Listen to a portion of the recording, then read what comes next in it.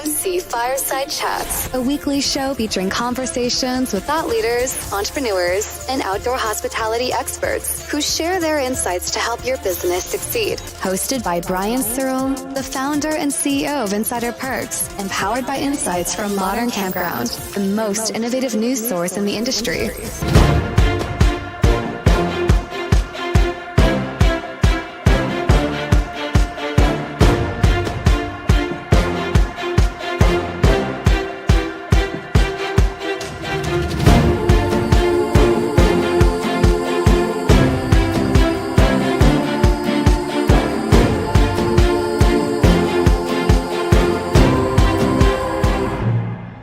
Welcome, everybody, to another episode of MC Fireside Chats. My name is Brian Searl with Insider Perks. We're super excited to have no one here except me and Scott today who showed up. They all had conflicts, although we had a few people who still might join. Mark Koep said he's going to be here and confirm via email, so we'll see if he pops in. And I think a few other people are just finishing up calls, may or may not join.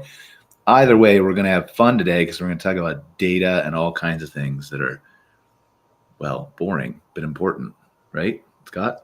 Absolutely. That's my life. Yeah. Actually, when I did this, I called everybody and told them not to show up. The show was canceled. Because you wanted to do it. That makes sense. So I could dominate the whole show with. And you can do that, right? Like you can just threaten to write a report about the people who do show up. Right. And then that's why they don't show up. Absolutely. It keeps them away. A lot of leverage. I can do that, or it's just my personality. It can do the same thing. Well, it's probably me more than anything. I mean, it's a miracle. Like we would probably have 100,000 viewers a week if it wasn't for me hosting the show. And as it stands, we have, I think, 8 or something like that. But 8 is my favorite number. So yeah, is it really? It is. Because, and see, I didn't even mean to do this, but there's a reason behind it. Okay. My birthday is August 8th. Okay, that makes sense to me. What year? Oh, you want me to tell you that? Yeah, you're not a woman. You can tell us that. It rounds out the third 8, actually. 62. 62. Okay. So, but not an 8. Well, 62. Yeah. Okay. And to be clear, that wasn't a slight on women. That was a slight on men for not caring. Right. We're weird. We should care. So, okay. So let's talk about data. I think, you and I were talking about looking at some things related to marketing and some of the, interesting figures that we've seen from the industry as a whole. But I think I want to start with the last report. We just put out a report. Was it yesterday? Yeah, we just released a report yesterday. Another MC Hospitality Highlights. Do you want to briefly, I'll see if I can pull that up on the screen. We can kind of go through it. And then do you want to just give a little bit of some of the highlights surrounding what you found there? Sure. I think first, just to get started, is that it probably isn't a surprise to people that a lot of people make changes to their plans based on the weather. It's fairly relevant. I think the figures around 6 and 10 make some kind of adjustment.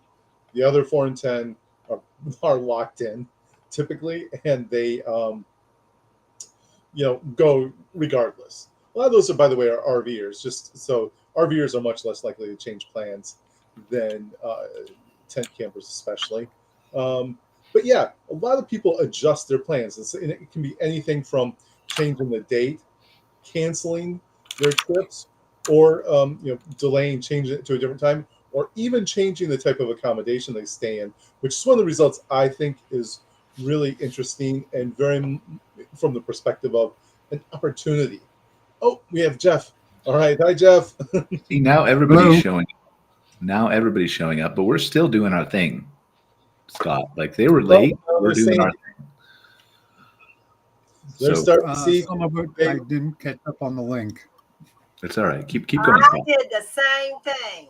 I was over there waiting all alone in a Google Meet. You guys lost. This is all about data now. You're going to have to just suck it up, and we're talking about data the whole show. Go ahead, Scott. Sorry. So the idea here with this information is, one, just for people to understand that a lot of people are making adjustments. Any kind of weather, severe weather, people want to go camping. They want to be outdoors when the weather's decent. So that's quite intuitive, I would say.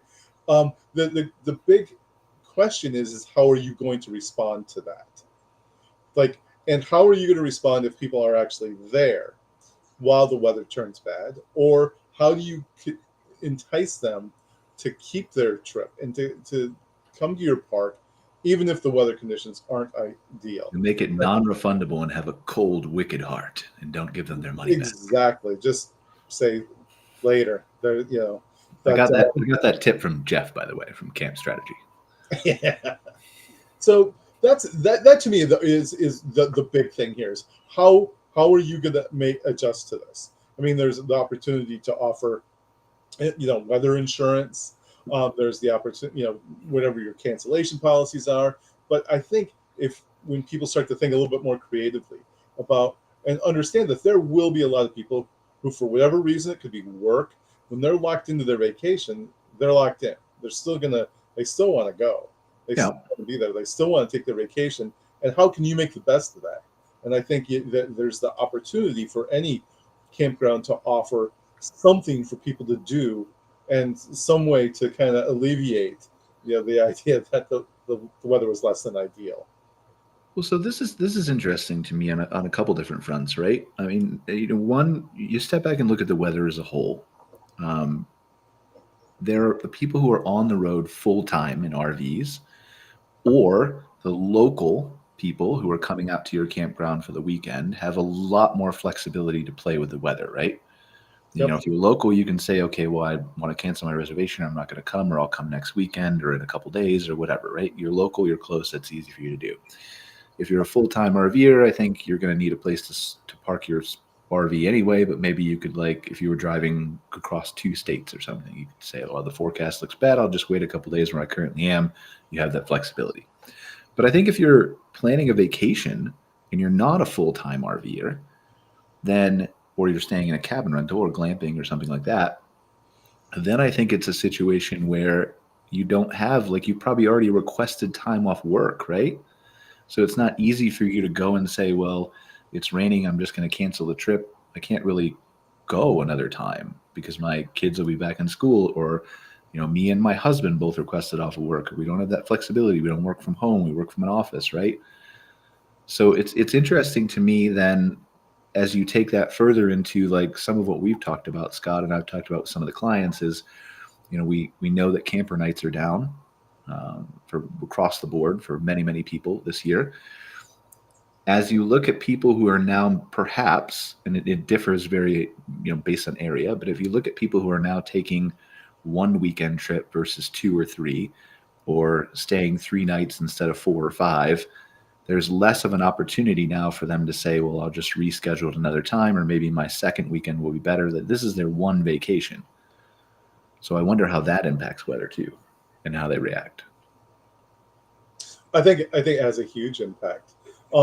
And when you consider that for many people this year, especially, they've said that they're delaying their trips. So now if you delayed your trip already to a little bit later in the season, and all of a sudden you run into bad weather, I mean, it's either you don't go or you figure out a way around it.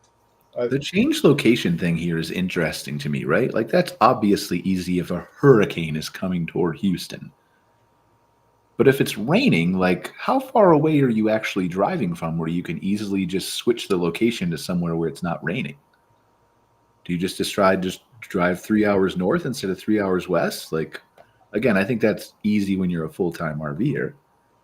But how easy is that for everybody else to just change the location to somewhere it's not pouring? Because again, you're not changing your location based on a forecast of 30% rain on a Saturday, right? Right. For 90% the whole weekend. Yeah, the changing location thing is interesting, but again, living in New England, it's very typical that southern New England could be getting drenched with rain, and northern New England would be great, or vice versa. We're kind of looking at that this weekend, where I live in the western part of the state of Maine, we're looking at 2 to maybe 6 inches of rain Friday and Saturday. Yet just to the north of us, not too far, it's not going to hit at all. So again, you could make that kind of adjustment Again, a lot of these two are in combination, change the location and the type of accommodation. It could be, you could change from a camping trip to staying at a hotel or a cabin. Well, how do you though make sure? So if I'm a campground owner, right, like what you just said, if I'm a campground owner, how do I make sure that I'm communicating to you that if I do, I have cabin rentals or I have glamping that you can switch to? Is this something we should be proactive with? Like if you see a terrible, horrific weekend coming up of rain, should you be proactive and offer people a chance to upgrade? Should you leave it alone? Is there ways that you can combat well, I want to still go to the area, but maybe I'm going to switch to a hotel. So let me head that off and say, well, no, you don't have to choose a hotel. I have something for you. And then does amenities play this too? Like we were talking a few weeks ago, we had that guy on the show, really huge luxury resort. I can't remember where, but he had the whole huge theater that they build out with like Broadway style musicals. And there's plenty of stuff to do if it rains. Obviously, that's not feasible for 99.9% of the world who own RV parks, sorry. But are there things that they can do that help convince people still to come? Game rooms, stuff like that. Yes. I mean, anything indoors, events, any kind of indoor event, the idea of, like having a movie night, having some indoor events, having covered areas where people can hang out. In terms of, like you had just mentioned, being proactive. For example, here, I know that someone local, she was she still is on TV as a meteorologist, but she has her own consulting business, and she consults with a lot of resorts and especially ski resorts because they use her forecast for their area, like specifically at their area, to determine what they're gonna do for a weekend. So I'll use the ski resort. If you know that there's gonna be a certain type of weather coming in, that maybe it's gonna rain instead of snow. Happens a lot here. Yeah, that happens in Calgary. You do a promotion for, we're gonna have some sort of event, we're gonna have some sort of music festival, some sort of food thing going on, and they respond to that, and they respond quickly. A lot of businesses are doing that now as a way to get ahead of it before it happens. That to me is the best thing that you can possibly do, is get ahead of it, and again, be creative with what you're offering. Because there's really no negative to that, right? Like, No. I mean, I suppose once in a while you might have a guest be like, oh, I didn't look at the weather. This is horrific. Thank you for telling me. I want to cancel. But most people are going to be grateful. Either A, they're going to do the no change, like you said, most people do in the chart that we looked at above, or B, you're going to have that opportunity to switch them to somewhere that's indoors, right? This is interesting to me too, because if you have an RV, you're inside. So what is the benefit of switching to a glamp, like playing devil's advocate? What is the benefit to switching to a glamping or cabin when you still can't walk outside on your porch? In my mind, the advantage is, in terms of the cabin, it could be space. Some of the cabins might have more space. Floor plans a little differently, where it's a little bit easier to get unless you're in a Class A or a big fifth wheel, your space is going to be limited. And if you're a family with a couple of kids in there, it gets tight really fast. That's an upsell right there. We have 2 cabins available for the weekend. You can put your kids in the other one. Right. Exactly. Perfect. Perfect. Yep. So I think at a practical level, there's that issue as well. And a lot of times, a lot of these places will have a covered area. They'll have a covered patio, or the option for a covered patio too. I think it's really funny because you're talking about my life right now, because we left the panhandle of Florida and came to Central Florida, arrived just as Debbie was making landfall. They're having a big event here at the park that I'm at. And so my concern was how many people are going to cancel, because most of them were coming from the north to Central Florida and had to drive in all that weather.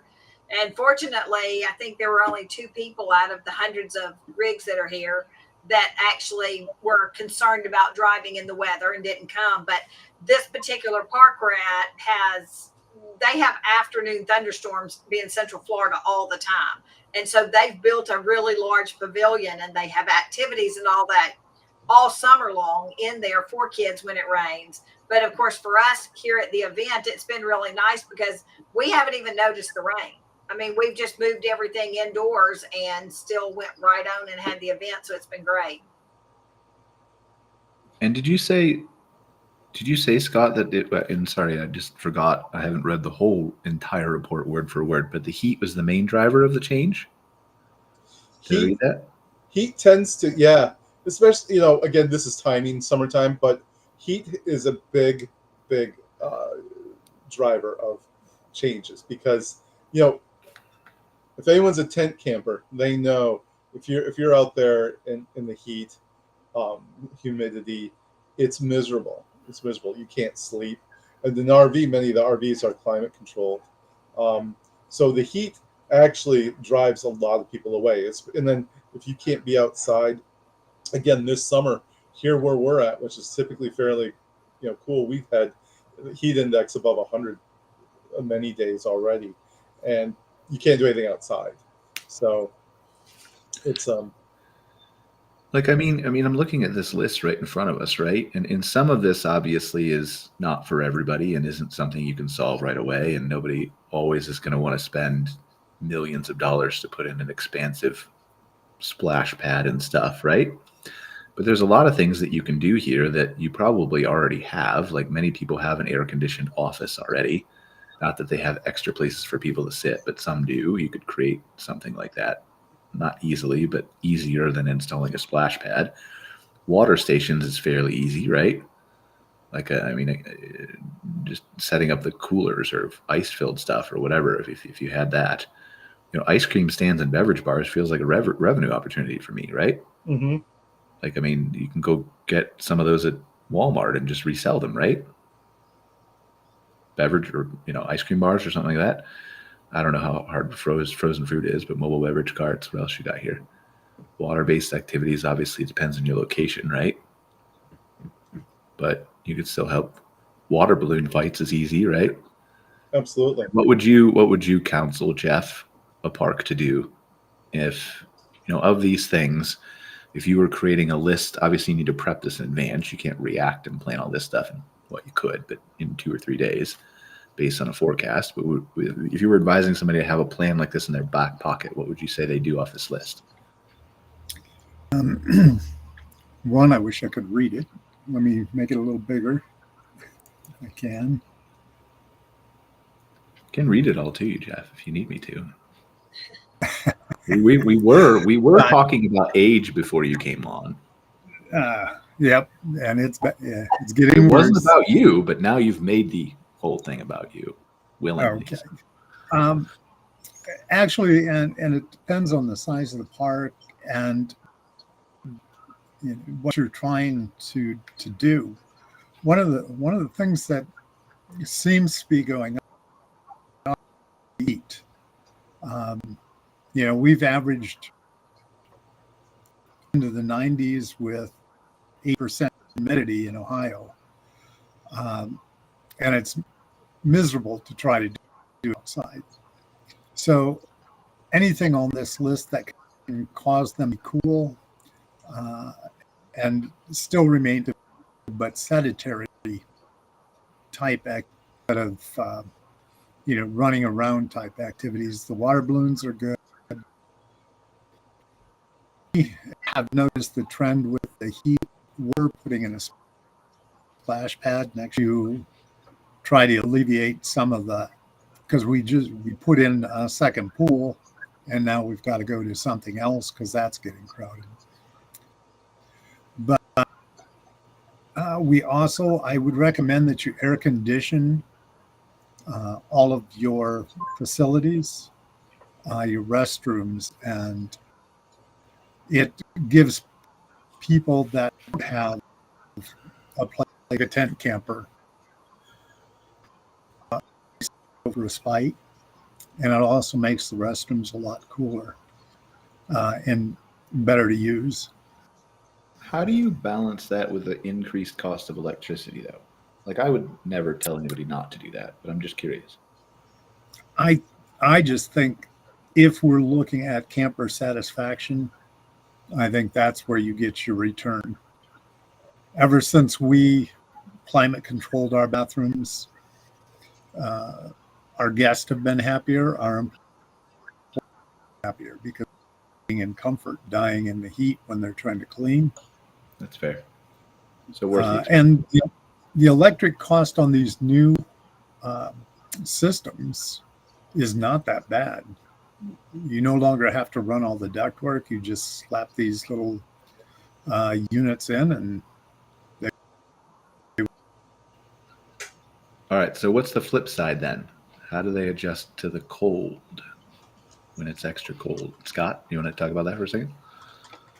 Yeah, I mean, I think a lot of it is just kind of looking at kind of the opposite of what Jeff was just talking about in terms of having some heated areas. And, this, I think, when you think about cold, it doesn't have to be winter. As we all know, I talk about winter camping a lot. I think it's a great opportunity. But when you look at the fall, here we're going to, like it's cold here today. I'm not sitting outside. It's like 13 degrees Celsius. Like that's a 20-degree dip in Fahrenheit, right? And it's August here. And right, and we're looking at within this next week having nights in the 40s here as well. So, and it's still prime camping season. So, again, it's making some of those adjustments to offering opportunities for people to stay warm. Fire pits, group fire activities, and again, the indoor area that's heated away. Again, looking at revenue opportunities, we talked about the ice cream, station before. A coffee station, a coffee truck would be, I think is a great idea. Again, to and it's low hanging, like it's a low hanging barrier here, right? So this is what, and I don't want to distract you from the cold weather thing, right? But going back to the ice cream carts, to me, this is a low hanging, easy profit center. Now, I have not done the math on this, so I'm probably wrong. But like downstairs, I have a $400 ice cream maker that I make homemade ice cream in that takes an hour, and I could sell, like, I don't know how many cones you could get out of that, right? But if you can't find a supplier nearby, or that supplier is too expensive, or you don't want to set up a contract, you don't want to have a whole counter, like, I don't know what the rules are. Like, obviously there's permitting and food and all those things you need to go through. But there's multiple different ways that you could bring this type of stuff into your park, right? Absolutely. There's I always say be creative. It's like, be creative about some of this stuff. The whole idea of offering opportunities for people to learn. How do you plan for the cold weather trip? What are some of the things that you can do? What about your gear? All those things. And again, like, you even having the opportunity for sell warm weather, or warm clothing, not cold weather clothing, but sweatshirts, yeah. Or you could even rent jackets and so on if people need that. But again, having that opportunity there, if you know it's going to be cold, having a few things, really good socks. Don't sleep on this. The socks are one of the most important things you can wear. So there's, these are opportunities, because most people, and I could say most, a lot of people are going to show up very ill prepared for whether it's too hot or too cold. Many people will show up ill prepared for that, and Jeff can probably attest to that more than I can. So go ahead, Jeff. Yeah. Well, that's once we all have souvenir wear in our stores and bathing suits, and because nobody packs correctly for the weather. Also why we have ponchos and other to supply them when they don't prepare for what's coming. Here's an interesting thing, and I don't mean to interrupt you, Jeff. I want you to continue if you had more. But Scott, I would love to have a study on this one day. I don't know if it's possible, but quality of merchandise versus functionality only. In other words, is there any data that shows that a guest, if they need a sweatshirt, would be more likely to purchase an expensive one versus a cheap one if they needed one in the moment? Or if, like, we're talking about ice cream, right? If you had homemade ice cream versus Hershey's ice cream or whatever. Do you understand what I'm saying? Like, is there any data there? Like, because I remember a study years ago where we were talking about, or maybe it wasn't a study, we were talking to a couple owners about how they put little boutique local like grass-fed beef in their store and stuff, and it increased their store sales tremendously by doing that. And obviously that could have been very localized, and I'm not saying grass-fed beef is for everyone, but one, right? Local suppliers is the idea. Local beer, local craft beer, whiskey. Is there any data around that you've seen, Scott?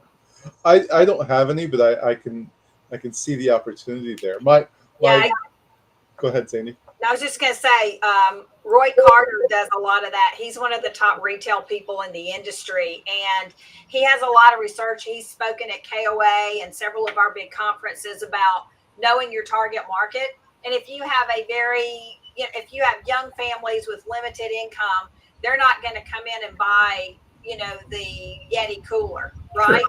But if you've got people coming in and they spend $100,000 on their unit, they're not going to come in and buy the cooler that's $5 from Walmart. You need to match the value against your guest. And he's actually gone into quite a few of my parks and done reviews for me where he has increased, and the parks would say to me, there's no way people are not going to buy this. It's too expensive. And yet, because they increased the actual quality of the product, they have sold more and made more. So that hasn't been a study, but it has been his experience working with parks almost every time.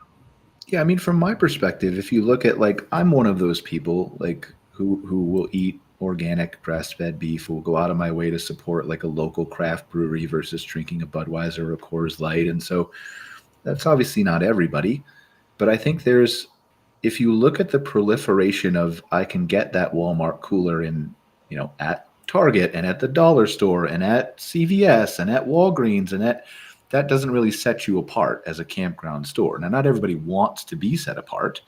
Some just want to have emergency supplies and stuff like that. But from a sole source of like income generation, and I'm sure Jeff or Mark could talk about this too. Mark, you're really far away. Do you have a giant room, or do you just not want to sit close to us? Do we have bad breath, or I'm trying to figure this out. I don't know. My camera's over there. But anyway, like I think it's common sense, right? To say like not necessarily luxury products, but unique products.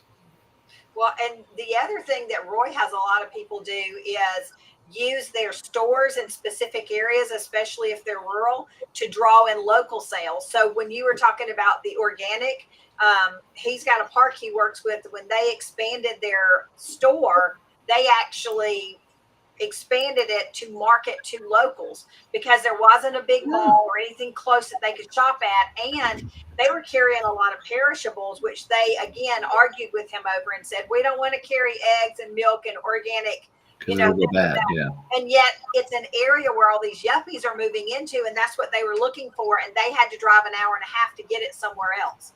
So he was able to actually market to people that weren't really coming to the campground.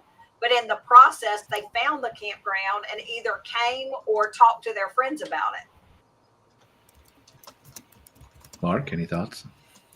Yeah, I mean, within a store, you're basically want to serve who your guests are and who the guests are that you want to come there. So it's one thing to have a store. It's another thing to have a store that sells products. So one of the biggest things I see in a lot of RV park and campground stores is they have not really set up their store environment to make it conducive for selling products.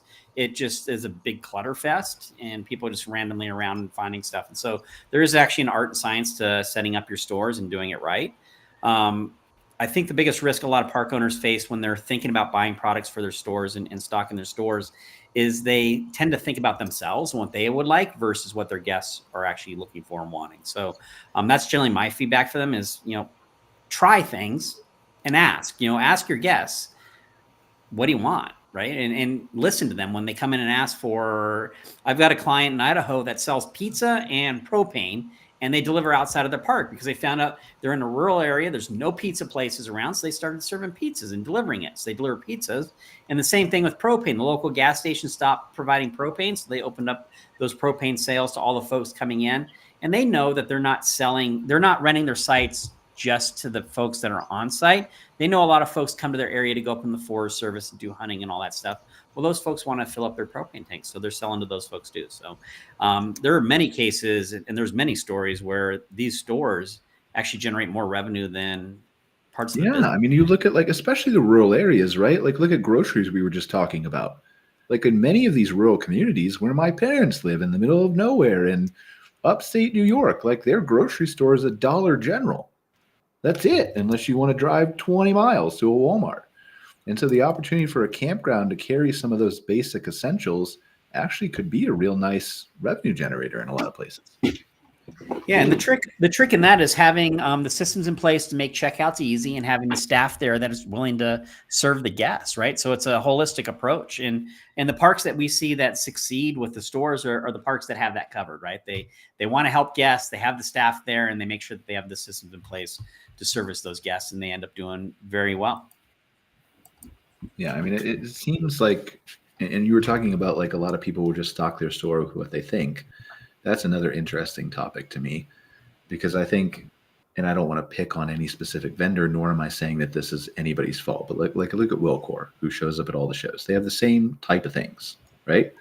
And those are unique, those are kid friendly, but I think there's a danger in falling into everybody offers this thing, so I have to offer it too. The replacement hoses, the sewer fittings, and I'm not saying you shouldn't carry those, right? But also, there's opportunity to add perhaps to that and think in different ways, especially if you're in an area that already has a Walmart or an auto parts store or something that's going to carry those things that maybe they don't necessarily need. It's interesting, like how much of a profit center is that, like the sewer hoses and stuff like that, versus just a convenient, nice thing to have? That's a convenient thing to have, like where you have products that your people are going to forget and need in order to service them and get them in the store, because then they're going to buy some of the stuff that they don't need or don't think about. I was thinking as you were talking there, we've got a client park in California that started their own wine bar. They have a full wine bar in their store because they're in the wine region. People are coming there to taste wines, and they bring in local wines. Wines are massive profit, right? Your margins on wine are huge. And so they do tasting and sales and so forth. They also then have a little section where they have some sewer lines and so forth, because inevitably anybody who's RV'd long enough, I just did this recently, you take off and you leave the little elbow back at the other RV park that you're at. Well, you need to hook up for the night. And so having that on hand is likely going to allow that person to stay longer, not get them to go down to Walmart to pick up the piece. They can buy it in your store, and then your store serves as Walmart for them, buying some of the other stuff. It's like having a toothbrush at a hotel, or a toothpaste or shaving cream or things you forgot, right? That are common. But I find that's like, it's an interesting philosophy overall, in that a lot of the owners will, and again, I'm not picking on anybody in specifically, like this is a handicap for me as a business owner too. It's not just a campground owner thing, but looking at like, these are the staples, and then they don't think about, again, like what you're talking about, surveying the guests to figure out what they might want, looking at the demographics in the area to see who's coming to their park. Are they I hate that word yuppies, by the way. Like I'm not a yuppie. I like actually just care about the food that goes into my body. But anyway, that's a whole nother discussion. So but anyway, like doing those demographic studies, it's the same thing we've had conversations with clients this week about just, and I know it's radically different, I don't want to change the topic, but just about social media, about posting. We were having good conversations about people like, you shouldn't care about your follower count, and shouldn't for a few years because it's a vanity number. But even more now, so consumers are starting to figure out the algorithms are just serving them the content, whether they follow them or not. So they don't need to go through the step of going to the page and clicking the follow or like button anymore, because the algorithms already know, and they get really good. And so now you're getting less and less people following pages because they know they're going to get that content anyway. Well, what that creates is an environment where you have to listen to your guest or your potential audience even more and give them more content that they will value and thus the algorithm will value. So stop posting the buy. That's what 99% of campgrounders get on Facebook and do. Yep. And so, again, listening to your audience and, back to the store. I don't want to shift the conversation to social media, but anybody have any thoughts on that besides Mark? I think Mark hit a point in that you can look at your store and have it somewhat professionally designed so that it actually, for your guest. And at that time, you can also sit down and take a look at your market, because we handle a lot of tent campers. Our volume of business has gone down because they can't bring as much with them as the RV people. But the RV people come in and buy souvenirs and other items that are higher priced and better. So our store is better, kind of filtered up for clientele, have more disposable income, and everything in the store and in the food service is going a lot better than it did before. This is interesting to me. Let me play devil's advocate with something you said, the design of the store. I think this is fascinating. Can we agree that one of the hardest things to do is increase the amount of retail space you have at a campground? Is that because you either have to expand physically a construction building or demolish another area, or it's not easy, right? It's not easy. Well, I'll jump in on that. For example, this isn't an RV park store, but it's the local Napa down the street. They hired an expert to store design who came in and same footprint. He basically relayed out and got them some new shelving styles and where they're placing their products. And they were saying that he increased their shelving space by 20% by simply reorganizing the way the store is showing their stuff. That's huge. And that's no additional footprint. So this is where I'm going, right? So that's one option. But two is, look at where we are. We're in 2024. There are plenty of CVS and Walgreens, I know I've read articles about, in urban areas who are not even letting people come through the front door anymore. And as a result of that, and again, their justification in some of those issues is crime, right? But as a result of that, you're able to stock 50 to 100% more items because you don't have to have aisles that people can walk down. And then you can carry more goods. And in a world where you have an app and can easily deliver something to someone's campsite, couldn't that be an opportunity? Or no? The risk you run there, and I mean, I would actually rely a little bit on Jeff and Sandy on this one because they have the experience on seeing the inventory that comes out of the stores. My guess is a large portion of the high profit items that sell out of the store are the last minute like trinkets and stuff like that you wouldn't even think about buying, right? The good thing about a CVS, you go to CVS knowing I need a bottle of Tylenol and a Bahr, so you kind of know. Whereas where a lot of RV parks and campgrounds, their benefit is that when you show up there, sometimes you're walking through there, it's like those little rubber band whirly things that you shoot up and they whirl down. You can't find those anywhere other than at a campground store. And they're freaking awesome. You pay $4 for them, right? So that's just an example of kind of the random stuff that you collect find. These, Mark, or something? I just wondering why you shouted those out. Well, and I think we're already, I get 5 cents out of every one they sell there, Brian. I think we're almost going full circle too, because when you go back to talking about the weather, the first place everybody goes when it starts to rain is to the camp store. Is that they want to go get ice cream? I don't know if that's the first place. Or just wander around. So I'm skeptical that it's the first place. I agree it's on the top 3 to 5 of the list, but I don't know if it's like it's down. Like I would go. It depends on where you are in the campground. Oh no! And how nice the store is, and whether the office lady took a shower this morning, and there's a lot of variables. I'm just saying. Right. But if you've built the right kind of store, it will be one of the first places. I can agree with that. Out of boredom, you don't want to be in that little unit with all those little darlings, and so you run them all up to the store and say, spend an hour figuring out which ice cream cone you want. Yeah. If it was me as a kid, I would buy all the ice depending cream. On the right. Depending on the size of the campground, some of them have like attached to the store. You'll have a meeting area and a food area. So if you do have limit weather, there's lots of places to come up and disperse the crowd to carry through. Even I've seen some campgrounds that have like sit-down movie theaters in their office area, which on rainy days, But what do you use that for on a non-rainy day is the key, right? Because most days it's not going to rain enough to have people in there watching movies.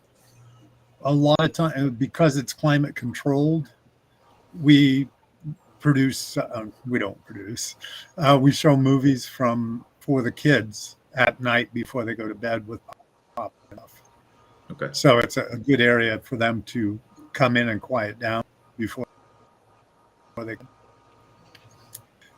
Anything, whether people to the store and also drive store sales because they don't want to go pick stuff up anymore. So you're saying as campground owners and operators, everyone should want it to rain more. No, my favorite, unlike a farmer, my favorite period is the drought. Well, but they're not in your store then. How are you going to make money, Jeff? Oh, they still come in the store because it's how to sell them the other stuff that was on the list. So you don't want perfect weather. You want the extremes. They need to be hot or cold. So you're so the report was useful for you then. See, Scott, someone's going to use it. All right. We got one person. Scott's, I love Scott's report. It cuts down my workload a lot when I look at his stuff. Yeah, I mean, I think so. So we have any do you have any other thoughts on? Because I want to just briefly touch on what we talked about, Scott, in the beginning about the statistics and stuff. But any more thoughts on stores, weather, anything like that? Somebody wants to throw in, or? Well, this is something that came from some of Scott's research from years ago, but I still believe it rings true. And it was research he did that supported one of Toby's keynotes that she did, where she talked about reimagining your space. And I think every campground should look at their physical space and go, here's my office, here's my rec hall. What revenue is that rec hall producing? Because so many parks have these nice rec halls that nobody is using. That's what I'm saying with this. So old, I wouldn't want to sit on it, right? But that could make an amazing store, and then that office could make a small something else, like a business center or something. But you could still kind of have some of everything, but then you're not having to build a new building for it. So that's one of the first things when I go in and look, and they want me to do an ancillary income audit. Where can they make more money off other than their sites? It's the first place I look. I would have too much fun. Like I could do this as an entrepreneur. I would like the ice cream maker, right? Like if I can make ice cream in an hour, I would have a luxury RV resort where my demographic was correct and they had disposable income, right? And if I can make ice cream in an hour, I would say, like, name your flavor and I'll make it whatever you want in it, and it'll be ready in an hour, and I'll charge you 2 or 3 times what you would normally charge for Hershey's ice cream. These things are like, I don't know if that works, but it would be fun to try. I visited a park in North Dallas that they have their ice cream flavors. Listen up, Jeff. This is my idea. Stop it. They make a ton off of it. Yeah. I mean, it just tastes better, right? Like, I mean, I'm in Calgary and we have all kinds of crazy, amazing, local, delicious ice cream shops. And like, it's just, I'm following a recipe. It's not like it's my creation, right? But like making it homemade, it just tastes so much better. Yeah. Better profit margins with snow cones, though. Even with inflation, the average cost of a snow cone right now for what you put in it with the cup is 47 cents, and they sell for $4.50. But again, that's your demographic, right? Can you sell, like, some parks need to do the snow cones. Some parks it doesn't make sense to do homemade ice cream or premium ice cream or whatever else, right? So I think it depends on because it's not always about profit margin, right? Sometimes profit margin can shoot you in the foot if you don't study your demographics correctly. Absolutely. So, all right. Anything else we got on stores and all that stuff before we move to some fun, perhaps not so great news, but we should talk about? Okay, let's do. Hold on, I gotta open this up a second. Let's do this. I think I can share. All right, can you guys see that? Oh, yes, you can. Look, I can see that. Okay, so this is interesting. This is a new SEO tool that we're piloting called SEO Monitor. And one of the things that we like to use in it, this is the screen, right? Yeah.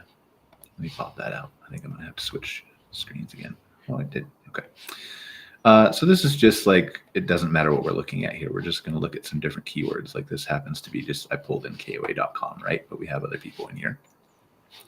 And I think it's interesting when you look at like, if we just, I don't even want to look at KOA.com because this, again, this isn't Google Analytics, so it's not 100% accurate. But if you look at a keyword across the United States, like RV park, these are trends that we're seeing quite a bit that I think some of this audience needs to be aware of. And I think Scott and I are going to try to do some research on this more in depth. But this is the United States. This is people who are literally going to Google and typing in the word RV park.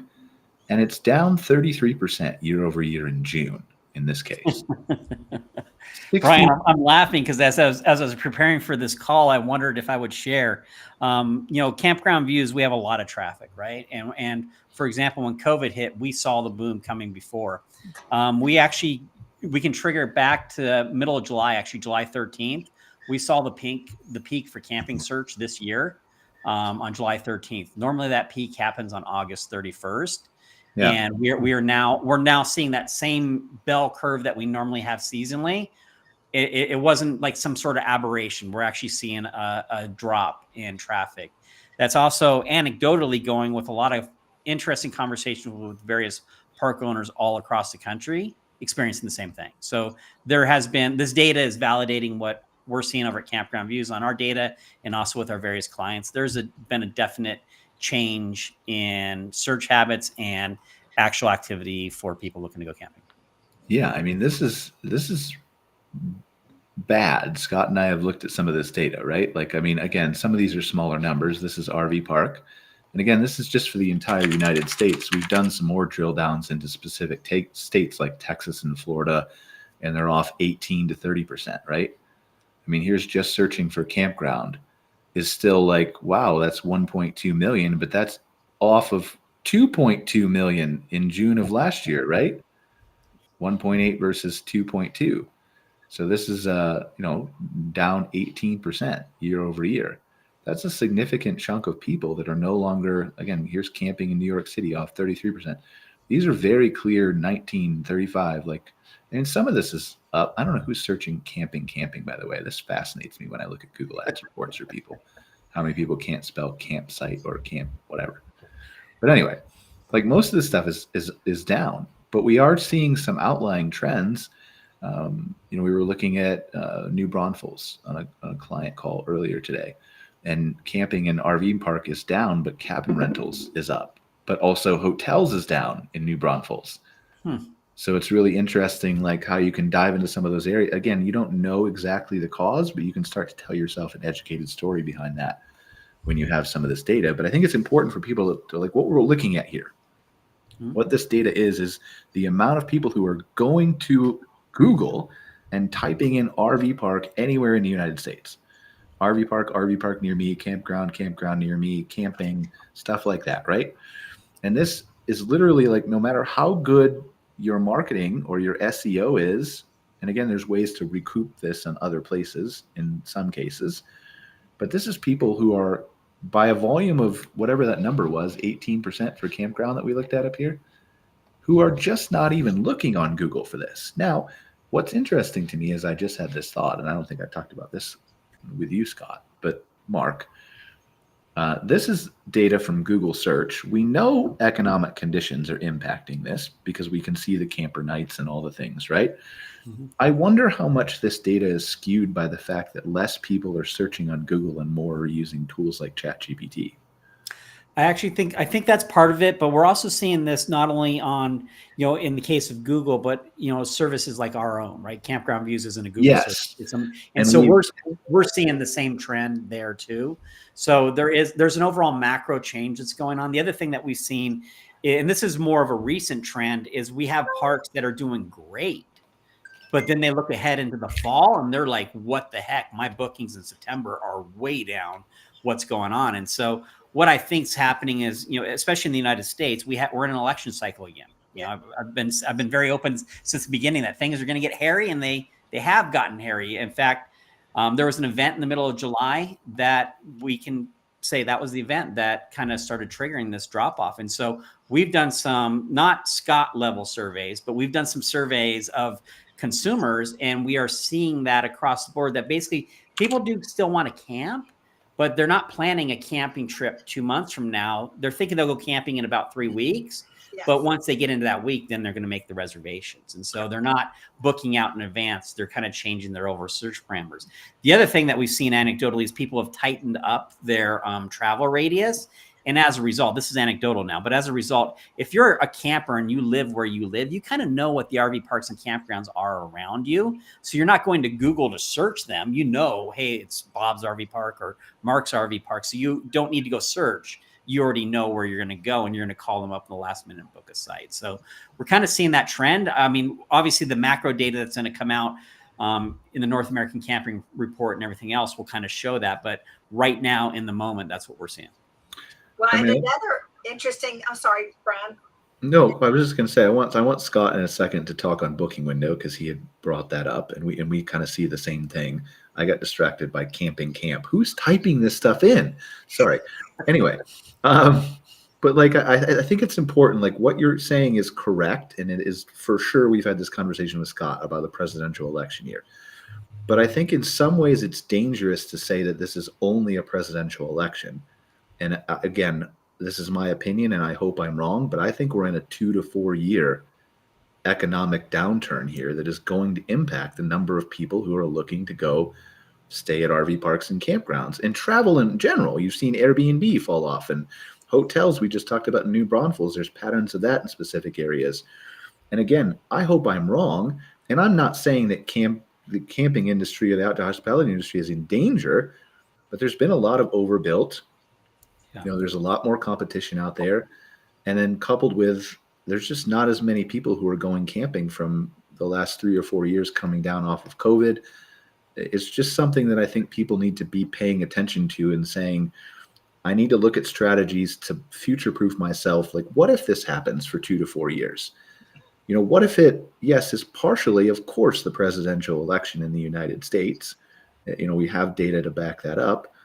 But I don't want to have a situation where we're saying to people, like, just sit there and don't do anything and then cross your fingers and hope that it's going to be magically better in 2025 because interest rates get cut. Yeah, it's before Sandy jumps in, I actually got a message from one of the state directors yesterday or the day before asking for a quote specifically around that topic, which is in their case, they were hearing from park owners basically saying, I don't need to market. And what? Like there is, if I can like amplify this to the world, if you are not currently implementing or planning or doing a marketing strategy and plan for your park, you will regret it in 6 months. And depending on your financial situation, you'll really regret it in about a year. You need, unlike any other time in modern history running a campground or RV park, you need to have a holistic strategic marketing plan in place that you're actually doing. And unfortunately for RV parks, this is the really sad part because a lot of parks haven't had to do this. You're actually going to have to spend money on marketing.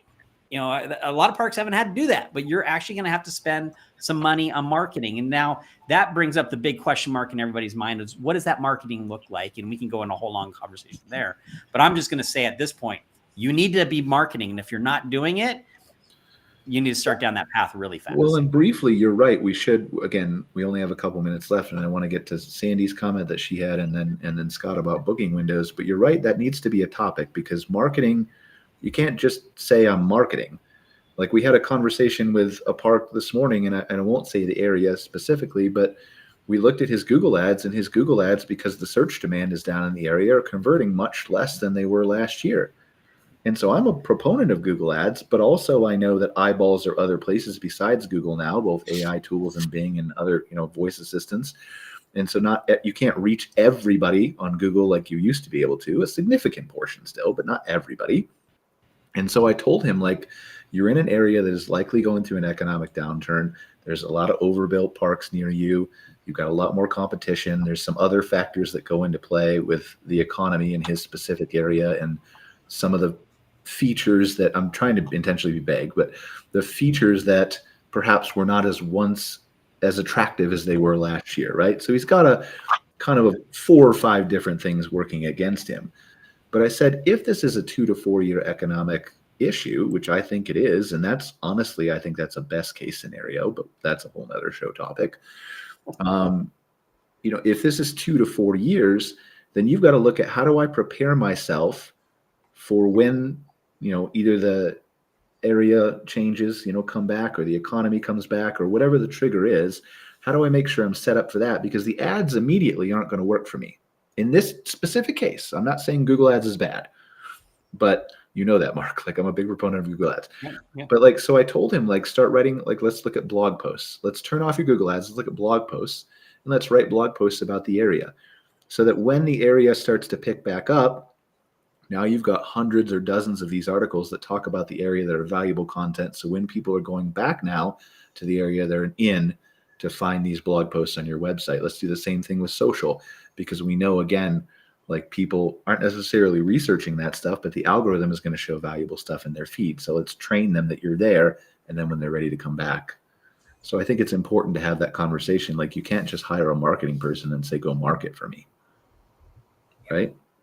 Agreed. And it's funny. I had a similar conversation with the park 2 weeks ago. Very same topic, exact same. We were able to show their Google site traffic. In their case, their search traffic was down. Organic search traffic was down 45%. So you can only buy a percentage of that traffic in Google Ads, and we can show that you're down. So then the next step is there's a difference between push and pull marketing. So pull is you're just drawing people in that are searching for you. If that drops, you need to start pushing your ad out to places where people are going to find it. And that's where SEO and social media and, YouTube display, video ads, stuff like that, where you're actually putting your message in front of people who may be interested, but aren't actively searching. All right. We can have that conversation forever. I got to cut myself off. Sandy, go ahead. And then we want to talk about booking winners real quick. And if we go a few minutes over, anybody who needs to drop off, please go ahead. Well, I was just going to say that AirDNA, which is the reporting and research tool for Airbnb owners, put out a report recently that said their average customer has 20% disposable income. And because at least the news and places they're going to are saying that income is down by 20%, that is one of the things they're cutting is the travel. So I thought that was an interesting parallel. The second thing is that we're actually starting to see Canadians and snowbirds begin to call and ask about, can they arrive later, which for states like Florida and Arizona, who count on those 6 months of revenue, can be very significant, but they are concerned, and the weather is having to do with this. So they're watching the weather, but they are concerned that there could be rioting after the election, depending upon who wins and how they look at it. So, and so they don't want to come until after the election. And since that's so close to Thanksgiving, they're saying, hey, what would happen if we didn't arrive until December 1? So that's been a concern of some of my parks that are in states for those. And so those were just two of the comments I have. But I would love to see us do a show, Brian, on nothing but marketing soon. Problem. So again, we keep having good topics here. Mark, I'm going to address yours in a second, because we're just going to go long here. And if anybody needs to jump off, they can. But Sandy, to your points, we were talking about this with Scott earlier with Airbnb, and their business was down 14%. And we were trying to wonder, is this a cause of, people are spending less on accommodations because their disposable income is down, because inflation is up. And then are they going back to traditional hotels instead of Airbnb? And then, Mark, to your point, since you need to jump off here in a second, health insurance in Canada is not the problem. The cost of health insurance in the United States for people traveling from Canada is the problem. Yeah. Well, and the other thing too, on going back to hotels, is our parks have not adjusted from COVID with their deposit policies and their cancellation policies. And so people aren't willing to risk that money. So they're going to a hotel instead of a campground because the campground's policies are still too tight. Yeah, that's interesting to me. Do we have, what was your second point, Sandy? Because I just got distracted by Mark's comment after your Airbnb. Because I wanted to. It was about the Canadians not wanting to come till later, which could really. Oh, yeah. Do we have any data about that, Florida, Scott? Arizona, some of those. We don't have data on that specifically. I think that's worth investigating. It's like I think it absolutely is a topic worth investigating, because it feels to me like it's relevant to where we're at right now. Because let's quantify that. Well, and I was actually talking with one of the association leaders, Scott, specifically about this, where you and I have talked about timely research, things that shows up and needs to be done now because 2 months from now it's too late. And this is one of the topics, because we need to be able to counter that. What do the parks say when somebody calls and says, I don't want to come till December? What do they can you allow say? us to do that? I mean, there's just a ton of things that we need to know, but we need to be able to qualify that with what we're saying. But what can you say, right? I mean, that like if I was that person and I was calling a park in Florida and saying, can I delay? We're assuming that this person already has a reservation, right? Correct, they do. So they haven't prepaid their 6 months in advance, have they? They pay their first and last month rent most of the time. So I think there's a danger in saying like, okay, well, no, if I'm going to be the hard-nosed park, like, no, you can't change it. Okay, well, then I just won't come, and you can have 2 months instead of 6. But maybe you would have got 3 or 4 if you had let me come in December. Well, that's exactly the conversation. The conversation is, do you take the bird in the hand, which is December to March, or do you say, no, you either take the 6 months or not? Because so many of them are fully booked and have waiting lists for other people who would like to have come in. Now, is there a guarantee that person's going to come in for 6 months? No. But especially because they were probably put on the waiting list 6 months ago when the economy was better. So, no, you've got a lot of seasonal parks that they have waiting lists. People are waiting to get into those parks because they all come down with their friends. And people right, but are they still waiting if they've been on the list for a year, or have they already found another place or changed their mind because of the economy or went somewhere else? Or there's a gamble in that too. Most of them will have a place somewhere else, but they want to be at that park because that's where their friends are. The snowbirds are a completely different animal. Okay. Scott, booking windows. Something that I've been talking about for months and months, and it appears that it's happening. I've heard from some of the folks that are actually booking trips that are taking the reservations, that it is real and it's happening. I've talked to many campground owners who have said that it is shortened. Not one person has said that it hasn't changed. And we can quantify this now too, just briefly to say, like, I can quantify this from the data because I had all the people calling me in April or May panicking about June or July. And now that June or July is in the back end, they realize that it filled in and the booking window was just shorter. Yeah. Right. Exactly. And it's going to continue to be shorter for a while. People are one of the risks I think that people run right now is that when people take a trip and move it to later in the year, you risk losing that trip. I think for a campground owner, they need to understand the booking window is shortened. Grab that work, dovetails with the marketing conversation, and go out and find those people. Make sure they know when your availability is, especially midweek stuff, which I know a lot of campgrounds want to fill up, but also do understand that it has shortened, and to expect a lot more guests that are showing up at the last minute. And that's for all the reasons we've had in this conversation. It all comes into play, but not the least of which is that a lot of people don't want to have to plan 6 months in advance. They want a spontaneous trip. They love the idea. And Mark talked about people booking closer to where they live too. There's a number of reasons that for people doing that, but a spontaneous trip is something that if they can get away for the weekend, and if you have availability, let them know. I think what's happening is we're going back closer to the model that existed before COVID. Mm-hmm. We never tightened our deposit schedule. We still only require the one night, not a full booking. We have had to play with rates a little bit.